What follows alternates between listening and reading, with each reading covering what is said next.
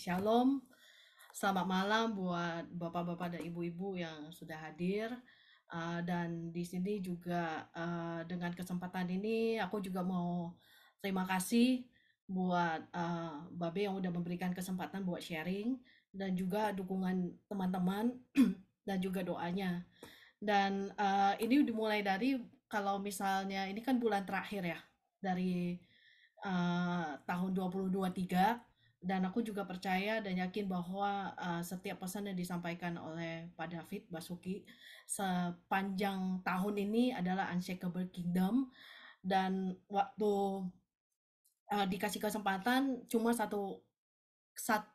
dua kata yang lewat langsung dan itu kebetulan juga memang jadi rema-remanya juga yaitu his invitation dan aku juga sangat menyarankan dan juga sangat mendorong untuk bapak-bapak dan ibu-ibu juga kalau pengen tahu lebih lanjut dan mungkin boleh uh, mengulang kembali sesi-sesi yang udah ada di YouTube-nya Reva tentang tema ini dan dan tema yang hari ini itu judulnya His Invitation. Nah, awal mulanya itu karena ada di satu momen di beberapa bulan lalu ya, mungkin bulan lalu kali ya. Nah, uh, ya awal bulan lalu, sorry, awal bulan lalu tuh kita sama teman-teman lagi di soaking room. Nah, waktu pas lagi soaking tuh uh, Tuhan tuh ngomong di hati aku tuh kayak ayo kamu tuh kalian dan kamu tuh harus merengkuh ayat Alkitab Matius 11:28 gitu kan. Kita semua udah tahu bahwa Matius 11:28 itu adalah salah satu value yang kita percaya dan kita hidupi juga. Dan selama ini cuma baca Matius 11:28 doang. Tapi aku juga sempat di tahun lalu pas di salah satu sesi School of Worship sempat baca dua ya Tuhan kayak tuntun untuk baca 29. Tapi tahun ini itu buat aku tuh kayak spesial. Kenapa spesial? Karena itu juga membuat semua puzzle yang ada di dalam hidup aku tuh setiap pesan-pesan yang Tuhan taruh itu kayak tiba-tiba jadi nyatu gitu. Ketika aku baca satu perikop itu gitu. Nah, dan ini aku ambil dari versi TPT ya, The Passion Translation. Di Matius 11:25 sampai 30 itu uh, judul perikop itu adalah Jesus invites everyone to come. Tuhan Yesus tuh mengundang setiap orang untuk datang. Pas aku baca ini tuh pas kita lagi diskusi bareng dan baca ini tuh kayak Tuhan tuh nggak mengundang satu orang atau dua orang, tapi mengundang setiap orang. Dan aku mau ngajak uh, bapak-bapak dan ibu-ibu untuk bisa sama-sama aku baca dan di ayat 25 dan pas aku baca ini kayak hah ini maksudnya gini. Then Jesus exclaimed, Father, thank you for you are the Lord, the supreme ruler over heaven and earth, and you have hidden the great revelation of your authority from those who are proud and think they are wise and unveil it instead to little children. Pas aku baca ini tuh kayak Tuhan tuh punya rancangan dan dia punya kerajaan dan dia punya revelation pewahyuan yang banyak banget dan yang sangat besar dan itu dia simpen gitu. Dia simpen dari orang yang bangga akan dirinya dan berpikir bahwa mereka bijak. Tapi justru Tuhan pewahyuan itu akan dibukakan kepada setiap anak-anak kecil gitu. Mungkin kita bacanya di sini tuh kayak anak-anak kecil ya. Tapi kalau boleh di-refer lagi ke yang di-share sama Kesha bulan lalu tuh kita tuh punya heart of children gitu. Maksudnya kita tuh punya hati seperti anak kecil. Anak kecil tuh gimana sih? Maksudnya kayak orang tua ngomong apa percaya aja gitu kan. Walaupun belum ngerti tapi percaya aja gitu dan yakin 100% dengan apa yang dikatakan orang tua gitu. Bahkan ketika orang tuanya belum menggenapi janjinya, mungkin dia bahkan kejar-kejar, "Ayo Ma, katanya mau ke Disneyland, kapan nih?" Gitu kan. Sampai akhirnya digenapi. Maksudnya karena sepercaya itu bahwa eh, apa yang dikatakan orang tua itu sangat bernilai dan sangat berharga dan sangat dihargai oleh si anak kecil ini. Nah, pas aku baca itu kayak, wah, makanya kenapa Tuhan Yesus tuh bilang gitu, maksudnya kayak, "Ayo, jangan menghalangi anak-anak kecil tuh buat datang ke aku," gitu.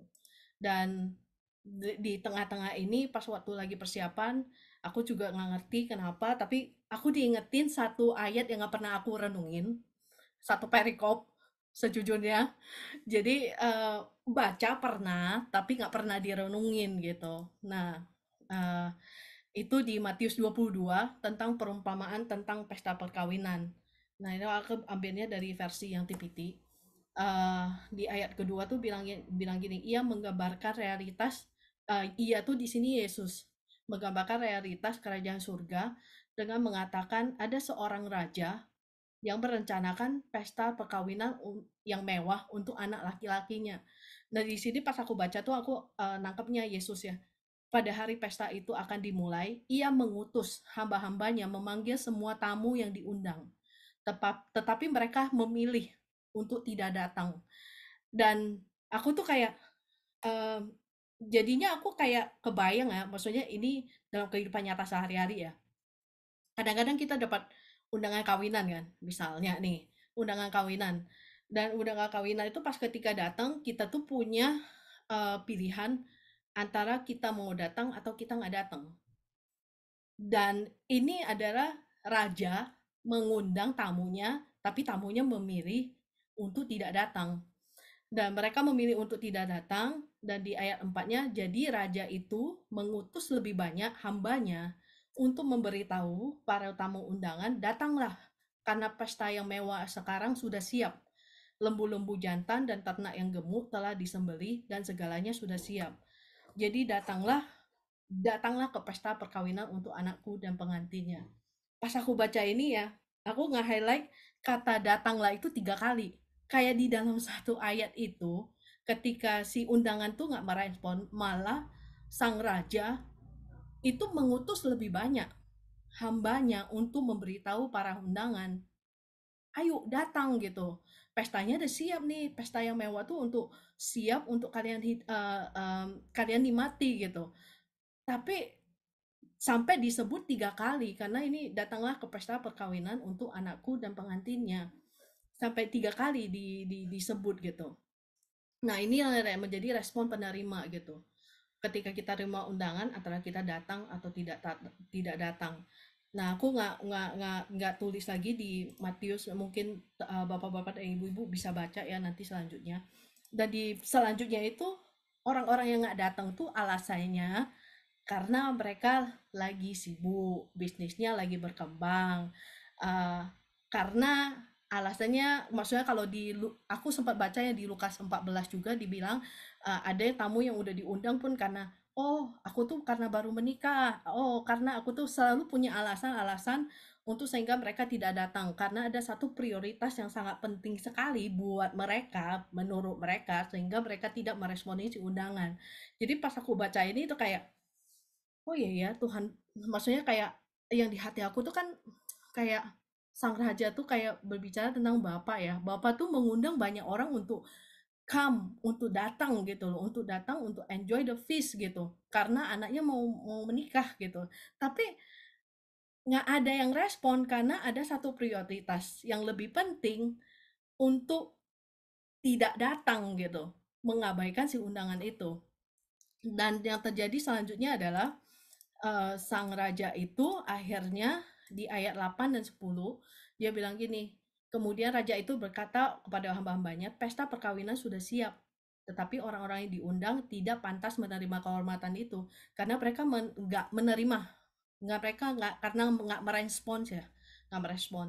Dan sekarang aku ingin kalian pergi ke jalan-jalan dan lorong-lorong dan undanglah setiap orang yang kamu jumpai untuk datang dan menikmati pesta perkawinan untuk menghormati anakku.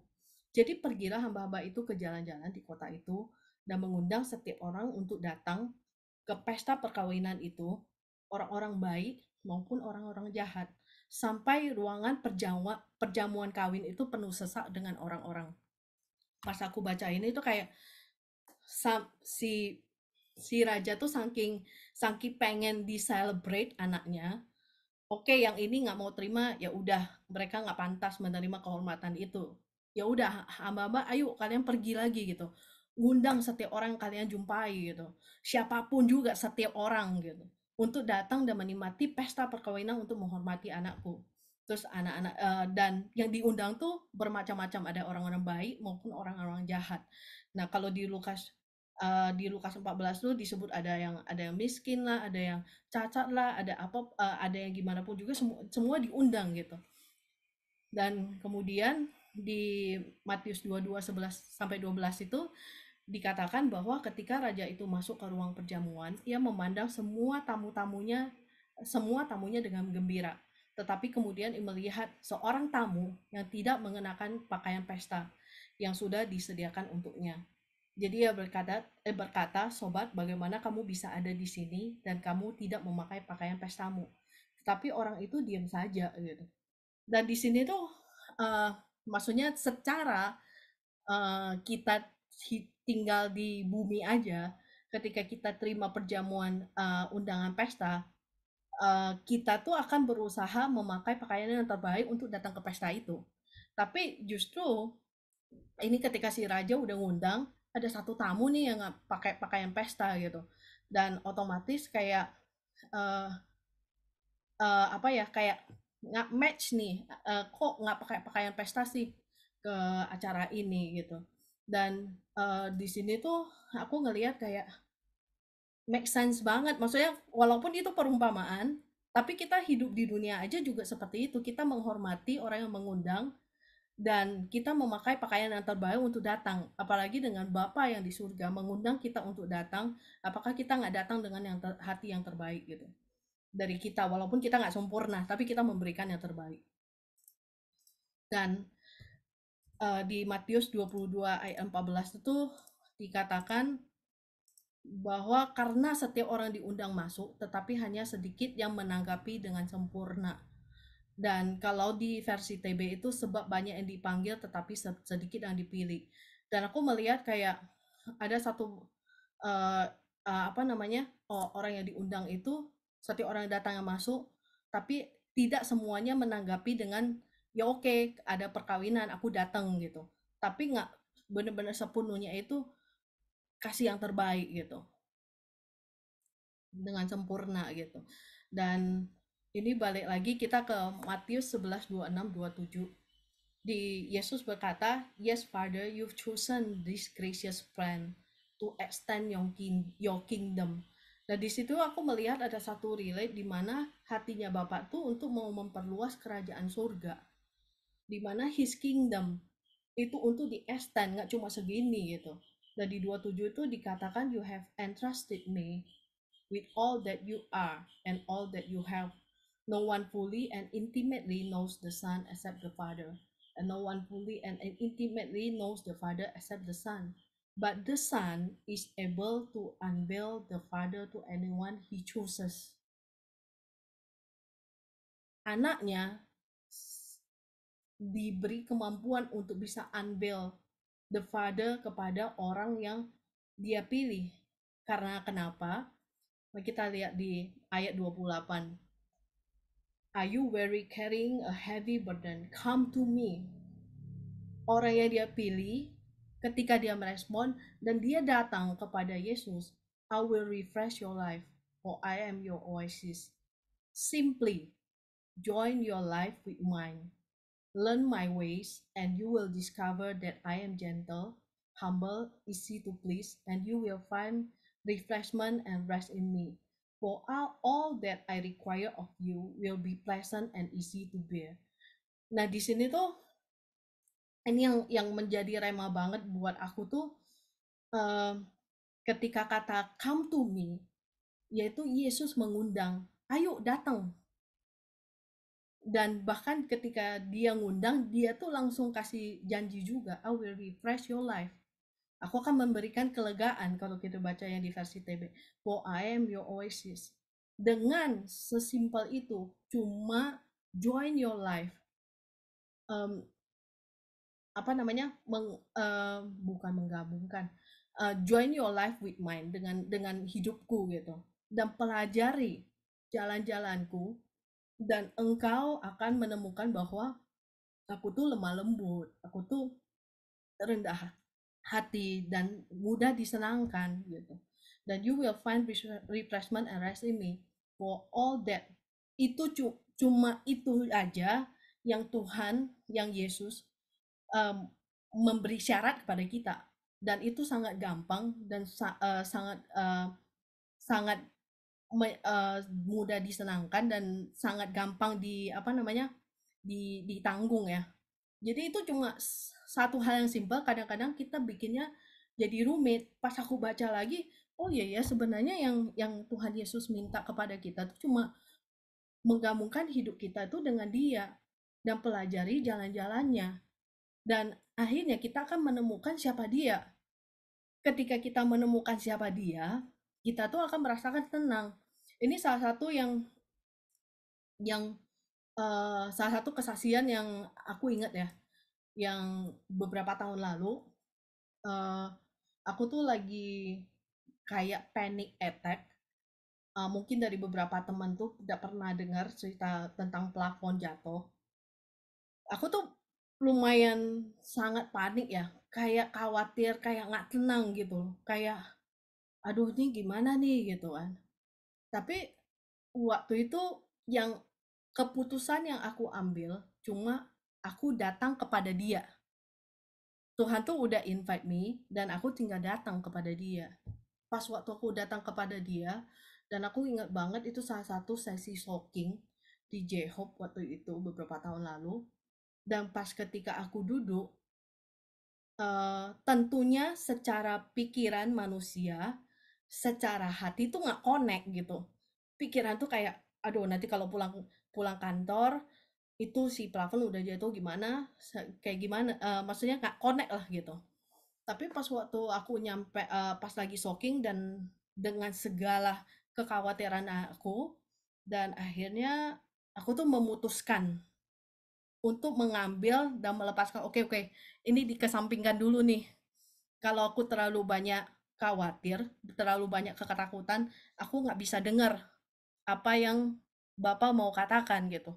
Nah, akhirnya aku taruh di samping, dan ketika aku lagi diem, aku minta wisdomnya Tuhan, ini aku jalannya harus gimana dan gimana.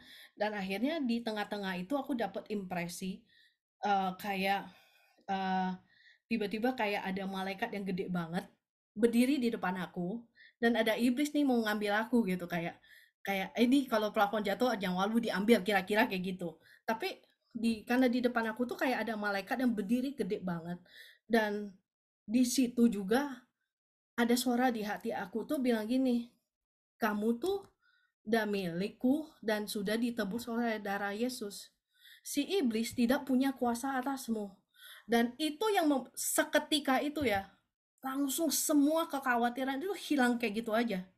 Kayak, wah ternyata seinstan itu ketika kita melekat sama dia, ketika kita mencari dia, dan merespon undangannya dia, ketika Tuhan ngomong, revelation itu langsung turun. Dari situ aku jadi mengerti, karena aku udah ditebus oleh kuasa darah Yesus, iblis tidak mempunyai hak atas hidupku gitu. Tidak mempunyai hak dan tidak mempunyai kuasa. Lebih tepatnya tidak mempunyai kuasa atas hidup aku, dan keputusannya itu di mana. Kalau misalnya waktu itu di tengah-tengah shocking aku udah percaya, dan ketika keluar dari ruangan shocking aku memilih untuk khawatir lagi, kayak melayani pikiran-pikiran yang penuh kekhawatiran, ketakutan, firman Tuhan tuh nggak punya kuasa buat hidup aku gitu. Tapi karena aku memilih dan percaya sepenuhnya, itu langsung sirna gitu aja. Walaupun tetap ada step selanjutnya, yaitu di tengah ada step selanjutnya, ya udah cari kos baru gitu. Itu step selanjutnya, maksudnya ada yang kekhawatiran itu hilang, tapi kita juga ada tuntunan atau hikmat untuk cari kos baru gitu. Dan itu salah satu pengalaman yang aku nggak mungkin lupakan sih, karena itu sangat sangat membekas ya di hati aku. Dan uh, dan itu juga berpengaruh dari ketika kita diam di dalam dia dan mengetahui kebenarannya, dan apa namanya, kita mau merespon kebenaran kebenaran atau firmannya Tuhan gitu. Dan ini aku mau bagiin juga karena ini juga salah satu remanya, satu rema dan satu ayat yang aku yakin semua orang tuh suka pegang pegang erat ayat ini. eh, dan juga sering kita perkatakan juga, yaitu di Yosua 1:7 sampai 9. Aku kutip dari versi TPT. Di ayat 7 tuh dibilang gini, kamu harus tetap sangat kuat dan berani, setialah untuk menaati semua pengajaran yang diperintahkan pelayanku Musa untuk kamu ikuti. Jangan menyimpang darinya ke kanan atau ke kiri, supaya kamu berhasil dalam segala yang kamu lakukan.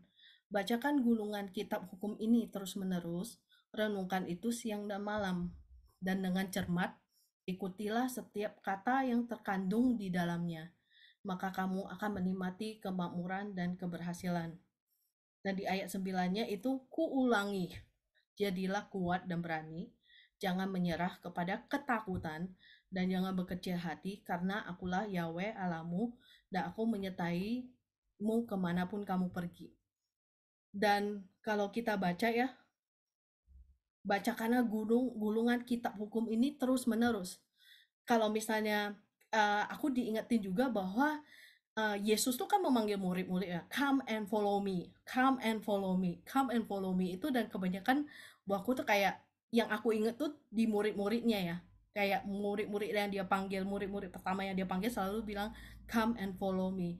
Nah ketika aku udah yakin dah, percaya juga bahwa bapak-bapak, ibu-ibu yang ada di sini juga memang hatinya untuk mengikuti Yesus, dan kita pasti ada muridnya Yesus. Dan ketika namanya murid, itu juga itu juga berlaku buat saya. Ketika namanya murid, murid itu juga belajar dari gurunya gitu, guru besarnya kita yaitu Yesus. Melalui mana? Yaitu renungkan firmannya, kitab hukumnya, siang dan malam, dan dengan cermat ikutilah setiap kata yang terkandung di dalamnya. Dan ini juga dengan cermat ikutilah setiap kata yang terkandung di dalamnya, maka kamu akan menikmati kemakmuran dan keberhasilan. Buat aku tuh kayak cermati, ikutilah setiap kata yang terkandung di dalamnya, itu nggak gampang buat aku pribadi, karena kan kayak apa ya, sudah terbiasa ya, semua mau cepat-cepat, semua cepat-cepat gitu. Jadi kalau pas baca tuh suka nggak cermat, nggak suka ikuti setiap kata tuh, enggak gitu. Jadi kadang-kadang ada satu kata yang lewat gitu.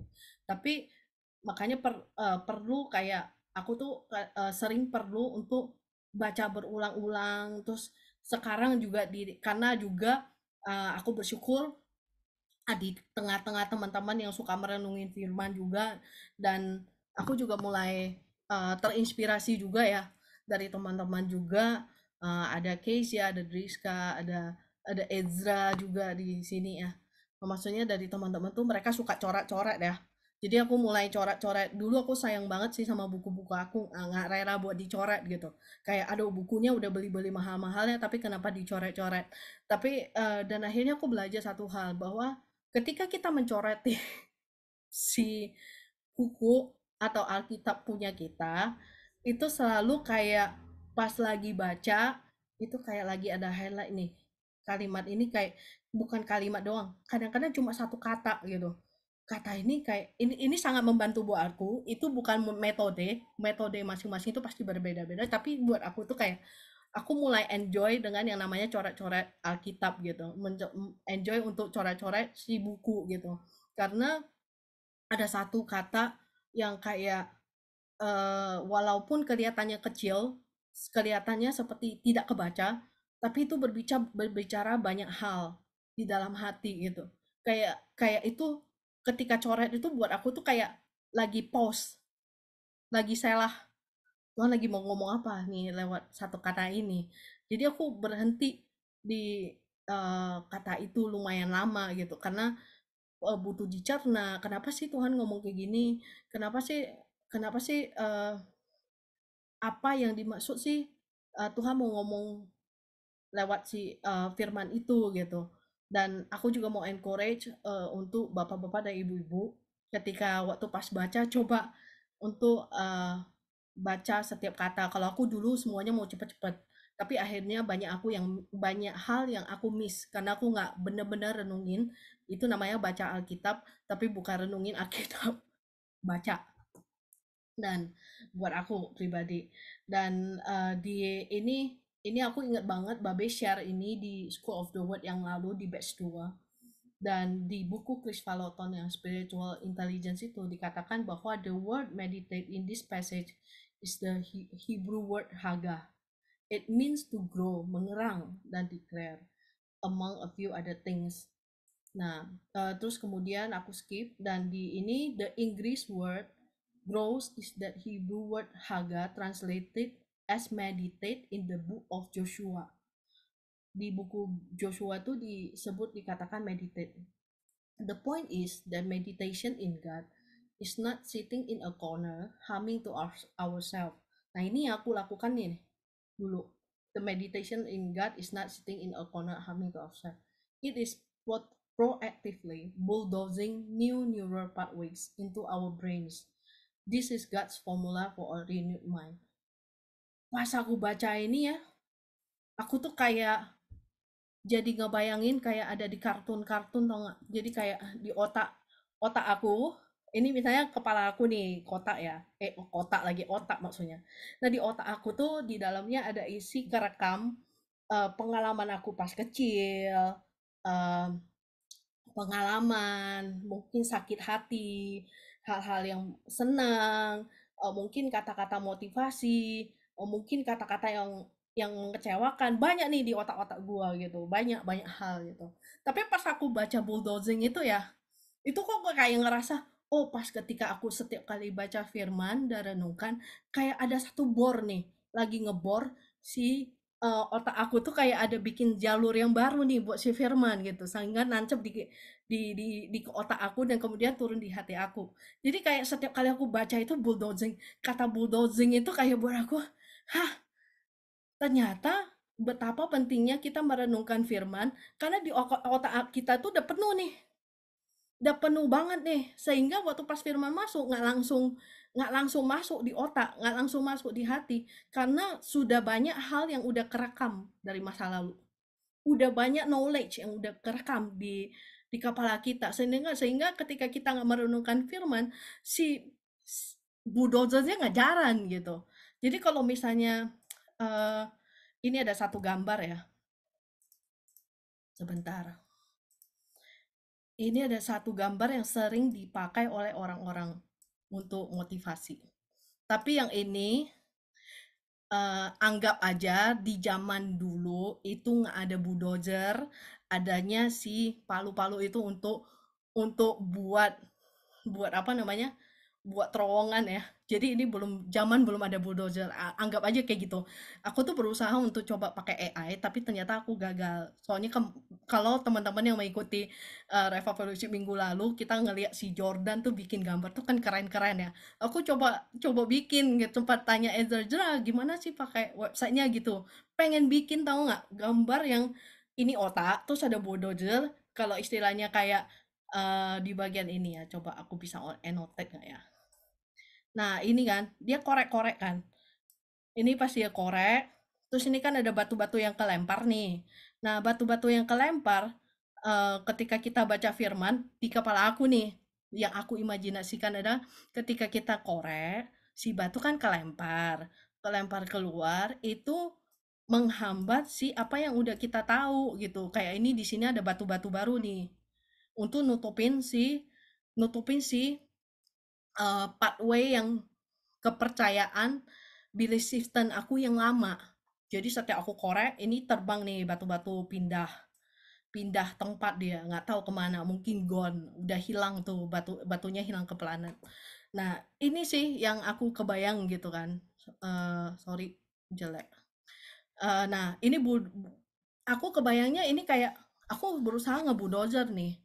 Nah, kalau kita lihat di gambar ini kan ada dua orang ya. Yang pertama yang di atas itu berusaha untuk korek ke si permata-permata ini. Ini adalah treasure buat gambaran aku tuh kayak di dalam kita, di dalam di dalam diri kita ada satu kado yang sangat bernilai. Ada satu hadiah yang sangat bernilai di dalam kita. Dulu tuh aku selalu mikir, apa sih kado yang Tuhan kasih buat aku? Apa sih hadiah yang terbaik yang Tuhan kasih? Bisa macam-macam sih. Dulu ini baru masih tahun ini sih, masih tahun ini sekitar bulan 4 gitu. Pas aku ditanya, yang aku tulis adalah, oh, aku tuh punya mimpi ini, aku tuh punya pengen ini, pengen itu, treasure kado kado menurut versi dunia. Tapi pas di tengah-tengah sesi dari acara tersebut, akhirnya aku menyadari satu hal. Sebenarnya kado yang terbesar yang Bapa berikan kepada dunia adalah Yesus. Dan di situ tuh kayak ada satu perubahan di dalam hati aku tuh ketika aku menerima Yesus, aku udah punya semua treasure yang dari surga. Ketika aku tahu ada yang lebih penting di atas paling penting, dan itu akan otomatis itu akan mengikuti. Maka dikatakan carilah dahulu kerajaan Allah, maka semuanya akan ditambahkan kepadamu gitu. Karena itu otomatis akan ditambahkan karena kita mengerti apa yang ditambahkan dalam kehidupan kita. Dan di sini tuh selama kita nggak stop, kita pasti bisa ketemu treasure yang di paling ujung itu. Selama kita nggak berhenti. Kalau ibaratnya kalau kalau kita baca firman, kalau hari ini belum mengerti ya nggak apa-apa. Tapi simpan aja karena itu bisa keluar. Sejujurnya untuk yang apa namanya, yang perjamuan perjamuan perkawinan tadi itu sesuatu yang aku udah baca bertahun-tahun gitu. Maksudnya udah beberapa udah lama lah. Itu sering dibahas juga di gereja kan dulu. Tapi aku nggak ngerti esensinya.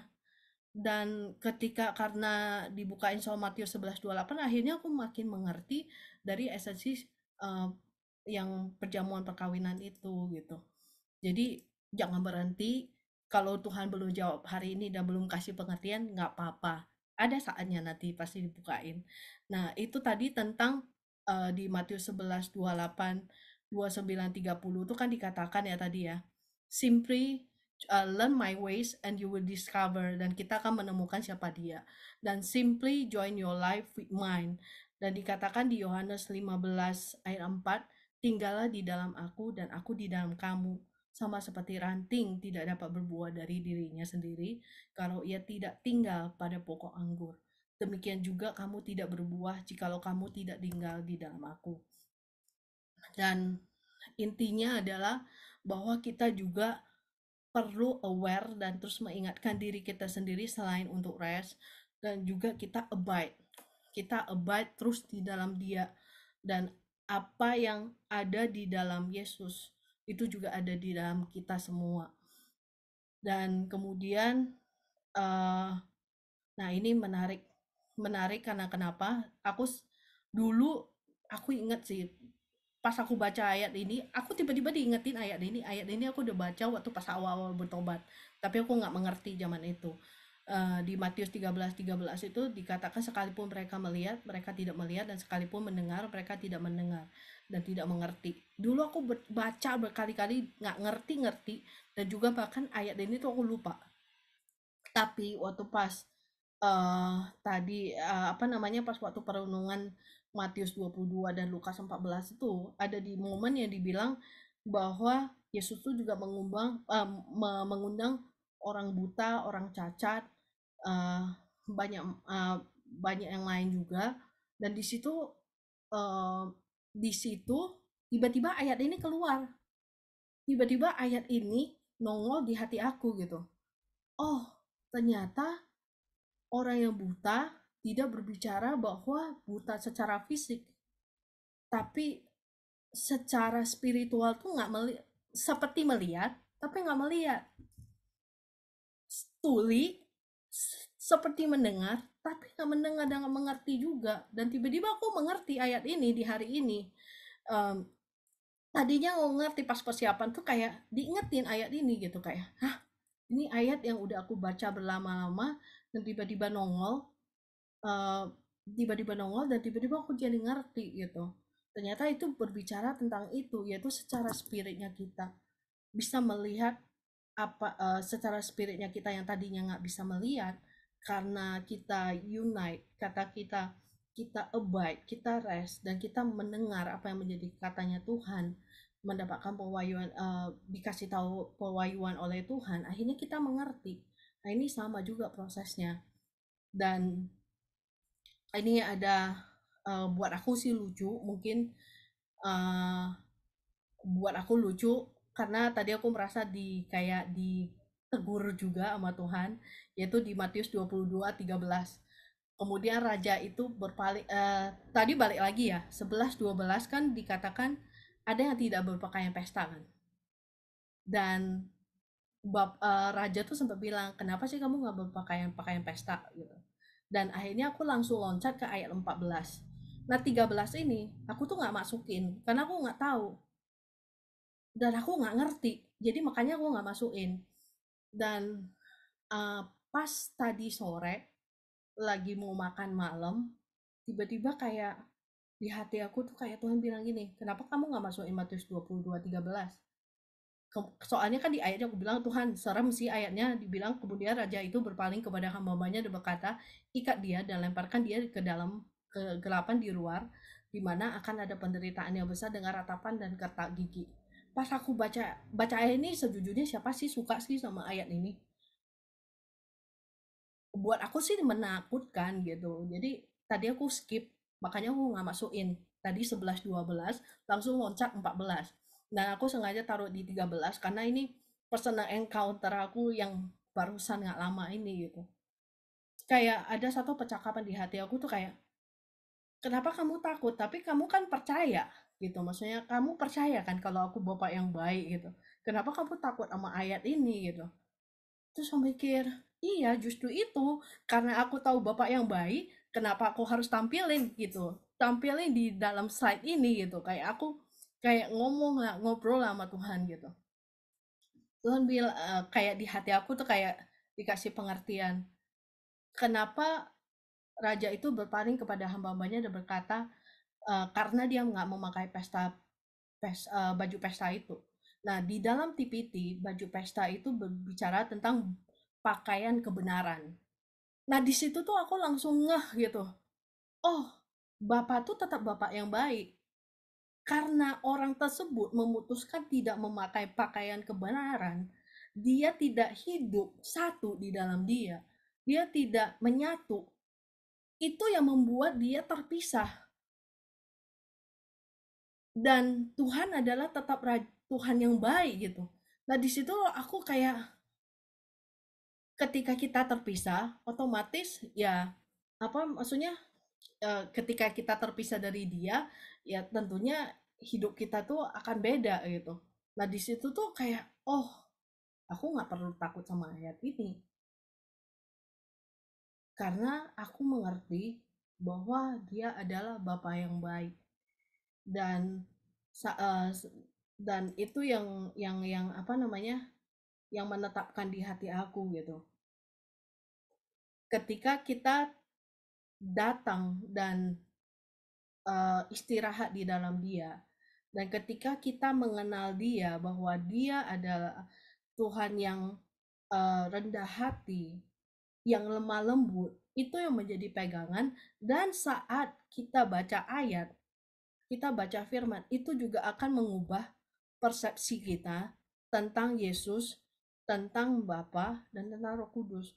Nah, otomatis ketika kita baca, tidak dari point of view yang ditulis oleh ayat kitab tuh mentah-mentah, tapi apa yang menjadi kacamatanya Tuhan.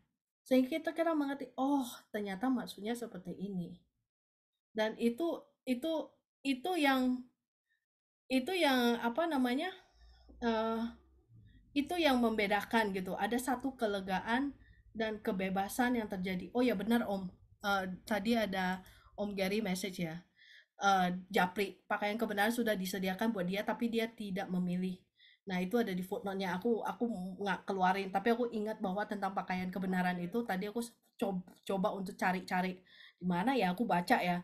Kayak dia yang memilih untuk tidak memakai. Sebenarnya pakaian pakaian itu udah disiapkan gitu. Dan di sini tuh aku mau encourage bapak-bapak ibu untuk penutup tahun di tahun ini, ayo kita sama-sama untuk datang dan menyambut undangannya dia, untuk tinggal di dalam dia, dan kita sama-sama sebagai muridnya Yesus merenungkan firman-Nya siang dan malam dengan cermat. Dan itu aja yang aku mau bagikan dan aku kembalikan ke Pak David buat apa namanya perjamuan kudus dan juga penutupnya. Silakan B. Oke, thank you Erni. Luar biasa. Ya, saudara lihat ya, jadi konsistensi seorang Tuhan. Ini nyambung dengan yang Yordan minggu lalu bagikan. Saya terus terang terberkati berurutan dari yang Pak Kris Yordan, Yordan sekarang Erni.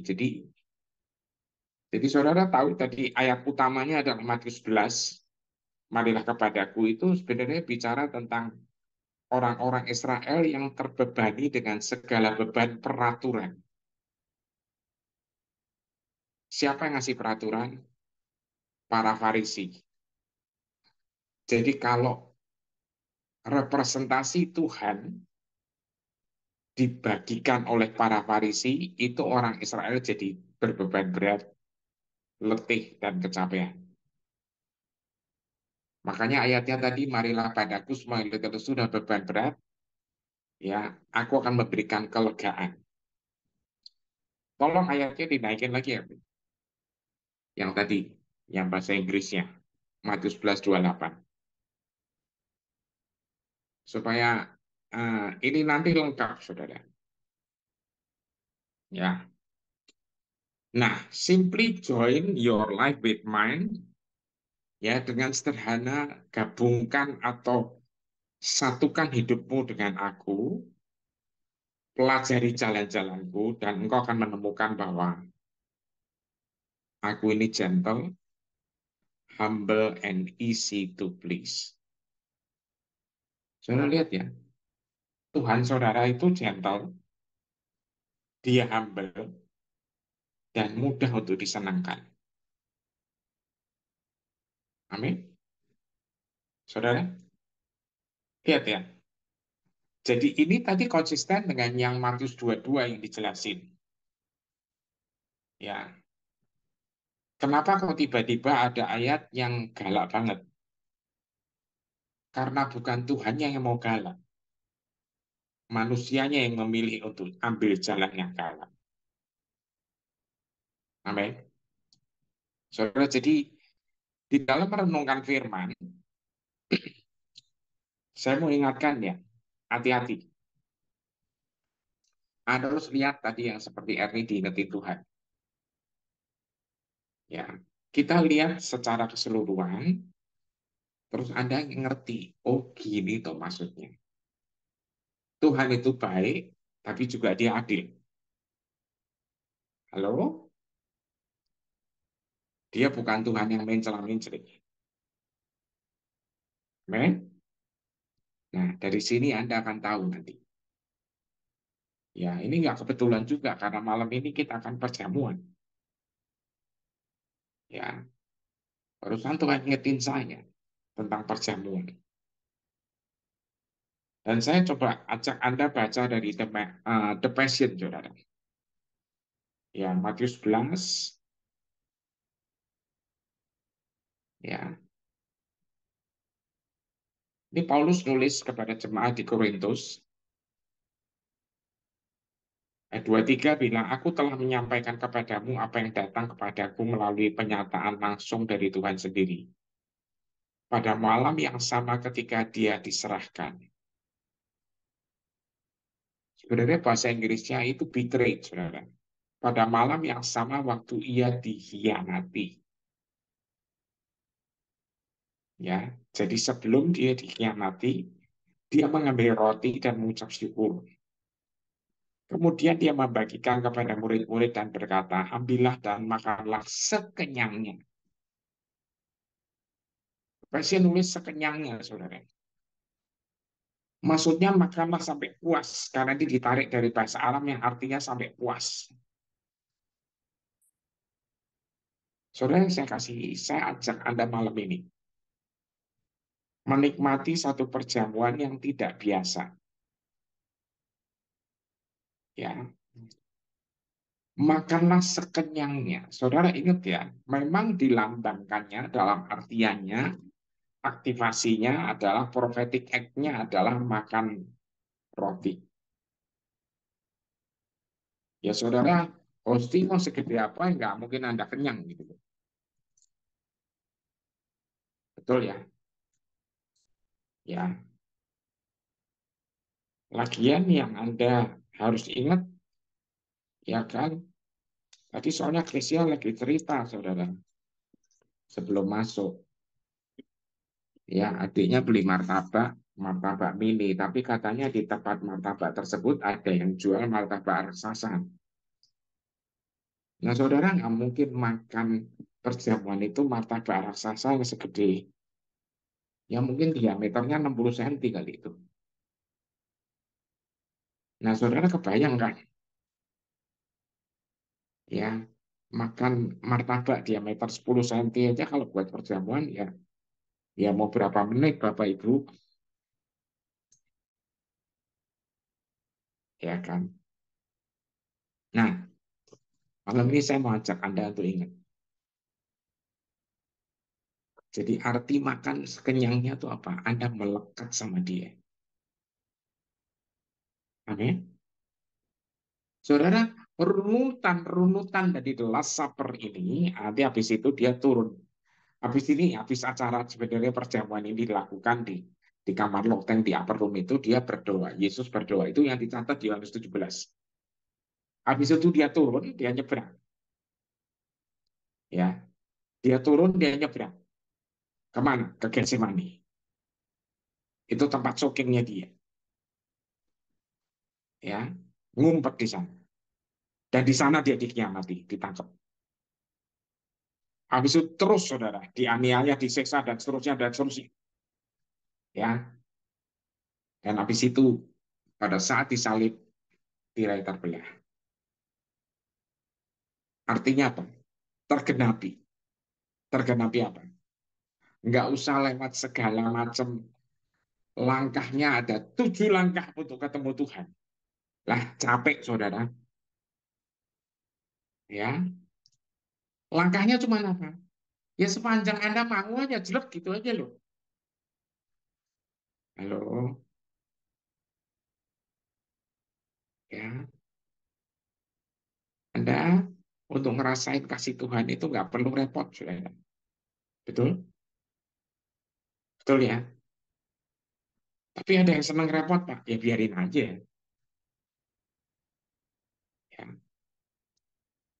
Nah, udah siap semua ya untuk perjamuan? Oke? Ya, tolong udah siap semua. Ya, saya harus buka cawannya juga supaya nggak lupa.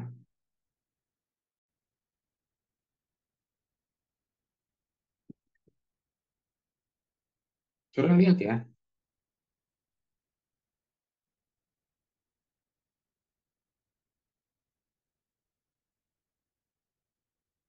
dia mengambil roti, ayat 24, dan mengucap syukur, kemudian dia membagi-bagikannya kepada murid-murid dan berkata, ambillah dan makanlah sekenyangnya. Inilah tubuhku yang diberikan untukmu.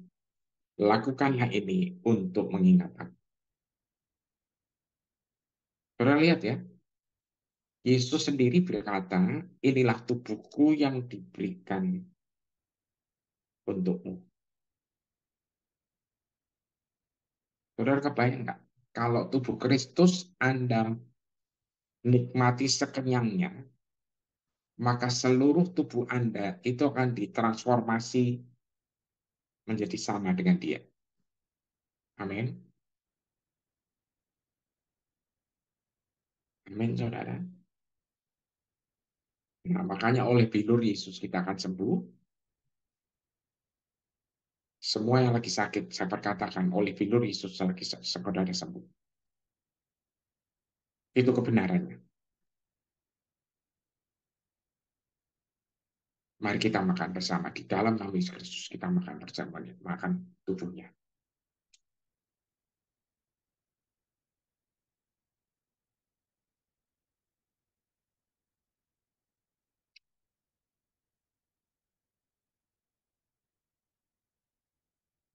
Ayat 25. Dia melakukan hal yang sama dengan cawan akur sudah makan. Dan berkata cawan ini memeteraikan perjanjian baru dengan darahku. Minumlah. Dan setiap kali kamu minum ini, lakukanlah untuk mengingat aku. Apa yang diingat, saudara? Bahwa dia sudah lakukan, dia sudah mengorbankan dirinya sempurna, sudah selesai. Artinya Anda dan saya, tadi tubuhnya menyatu dengan kita dengan dia, sekarang darah dia masuk di dalam darah kita. Jadi apapun yang faktanya katakan, oh di dalam darahmu mengalir genetika penyakit ini, penyakit ini, penyakit ini, dan sebagainya. Saya mau bilang, dengan kebenaran ini, darah Kristus masuk dalam darah kita. Saudara, maka semua yang sempurna, itu yang akan menggeser semua yang tidak sempurna. Semua yang sehat dari Kristus, yang tidak terpapar oleh dosa apapun, itu akan menggeser semua yang tidak sehat. Karena terang itu pasti mengusir kegelapan. Di dalam nama Yesus Kristus, kita minum darah Kristus bersama-sama. Haleluya.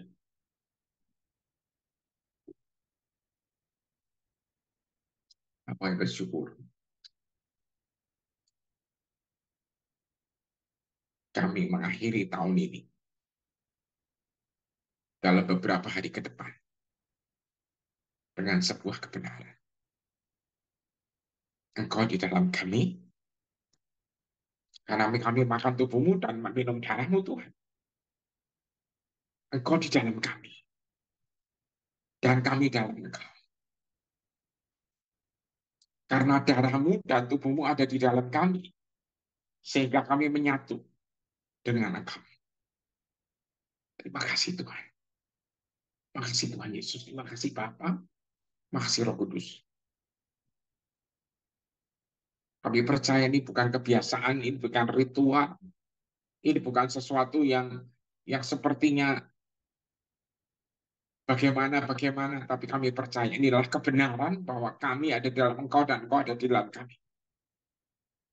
Kami tidak melakukannya sendiri, dan kami akan sehat sempurna. Bukan karena kuat gagah kami, tapi karena Engkau mengasihi kami. Di dalam Yesus kami berdoa, haleluya. Amin. Amin.